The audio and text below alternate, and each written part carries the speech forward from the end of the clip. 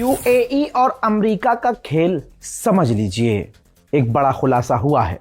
खुलासा यह है कि जंग के दौरान अमेरिका ने यूएई पर प्रेशर डाला था कि ईरान पर हमला करो और ईरान पर ऐसा हमला करो कि तुम जो दावा करते हो कि तुम्हारे वो आइलैंड है जो ईरान के कब्जे में है, उन पर कब्जा कर लो। अब इसकी आधी बात आपने सुनी होगी कि यूएई ने ईरान पर हमला किया था। अब ये साफ हो चुका है, रिपोर्ट ये रही कि यूएई ने ईरान पर हमला किया था और सिर्फ हमला नहीं किया बल्कि बड़े हमले किए थे, ठीक। लेकिन अमेरिका ने जो कहा था कि ईरान के आइलैंड पर कब्जा कर लो, यूएई ने कब्जा करने की कोशिश नहीं की, वरना हालात इससे ज्यादा खराब हो जाते। हजरात मोहतरम, उधर जंग के हालात बन रहे हैं, जिसको देखते हुए ईरान के टीवी चैनल का एक मंजर आपको दिखाऊंगा। ये देखिए, जिसमें ईरान के नेशनल टीवी चैनल पर आम जनता को, लोगों को AK-47 चलानी सिखाई जा रही है, ट्रेनिंग दी जा रही है, ताकि अगर अमेरिका ज़मीनी ऑपरेशन करता है, इजराइल ज़मीनी ऑपरेशन करता है, ईरान में घुसपैठ की जाती है, तो आम लोगों को AK-47 बांटकर अमेरिका का सामना करवाया जा सके। अमेरिका के पूर्व NSA ने खुद स्टेटमेंट दिया है, खुद, कोई और नहीं कह रहा है।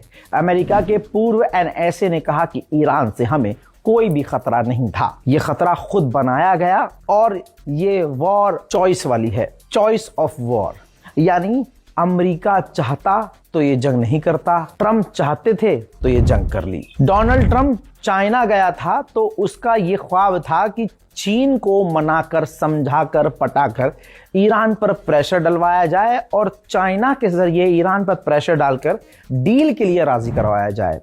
अब डोनाल्ड ट्रम्प चीन से निकल गए, वहां जो चीजें हुई वो अलग है, लेकिन बात सारी ये है कि कोई भी काम चीन के अंदर ईरान के खिलाफ नहीं बना। अब डोनाल्ड ट्रम्प के पास ईरान पर हमला करने के अलावा कोई और ऑप्शन नहीं है, क्योंकि डोनाल्ड ट्रम्प यही चाह रहे थे कि चाइना अगर सपोर्ट ईरान को इस तरह से कर रहा है तो चाइना को ही पीछे कर दिया जाए, तो ईरान के पास कोई और ऑप्शन नहीं बचेगा। लेकिन चीन ने ईरान के खिलाफ कोई बयानबाजी नहीं की, ना कोई चीन ने ईरान के खिलाफ एग्रीमेंट अमेरिका के साथ किया। अब हालात ये हैं कि डोनाल्ड ट्रम्प के पास कोई और ऑप्शन बाकी नहीं है, ईरान पर हमले का खतरा बढ़ गया है। यूएन के अंदर रशिया और चाइना भड़के हैं। रशिया और चाइना ने कहा कि ईरान के खिलाफ बहरीन और अमेरिका जो यूएन के अंदर प्रपोजल लेके आए हैं, ये गलत है, खराब है, सही नहीं है, ये एक तरफा है। स्ट्रेट ऑफ हॉर्मुज़ बातचीत के जरिए खुलना चाहिए, इस फसाद और लड़ाई को बंद होना चाहिए, लेकिन एक तरफा ईरान के खिलाफ किसी भी तरह का प्रपोजल गलत होगा। ईरान के ऑफिशियल ने फिर से ट्वीट किया है और कहा है कि हम स्ट्रेट ऑफ हॉर्मुज़ से उसी जहाज को जाने देंगे जिससे हमें फायदा होगा, और हम किसी भी जहाज को फ्री में जाने नहीं देंगे, हम पूरी तरह से टोल वसूलेंगे, फीस लेंगे, और जिस जहाज से हमें फायदा होगा हम उसी जहाज को जाने देंगे। खिचड़ी अभी भी पक रही है। पाकिस्तान के इंटीरियर मिनिस्टर का ये वीडियो देख लीजिए।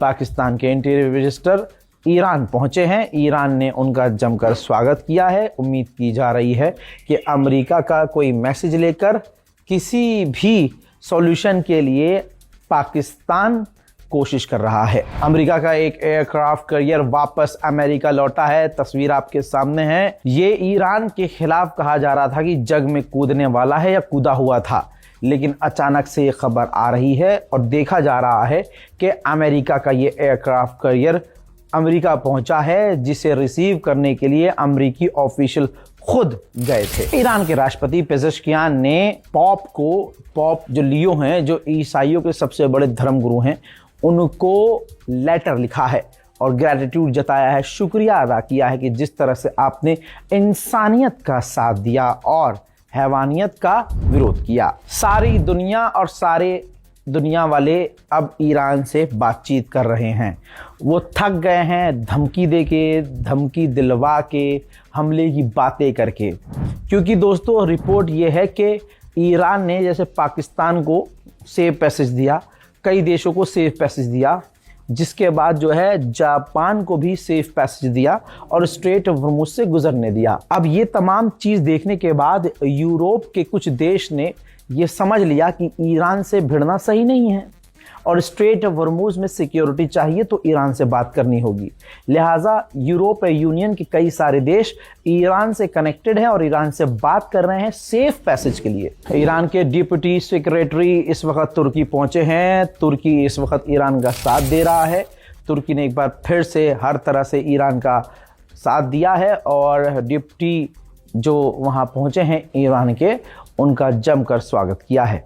बयानबाजी में कम से कम तुर्की ईरान का साथ दे रहा है। ईरान के विदेश मंत्री अब्बास अराक्ची ने कहा, ये पर्सनल जंग डोनाल्ड ट्रंप की है, ये ट्रंप की चॉइस है जो ये जंग शुरू की है और इसकी कीमत अमेरिका के लोग और अमेरिका की फौज चुका रही है।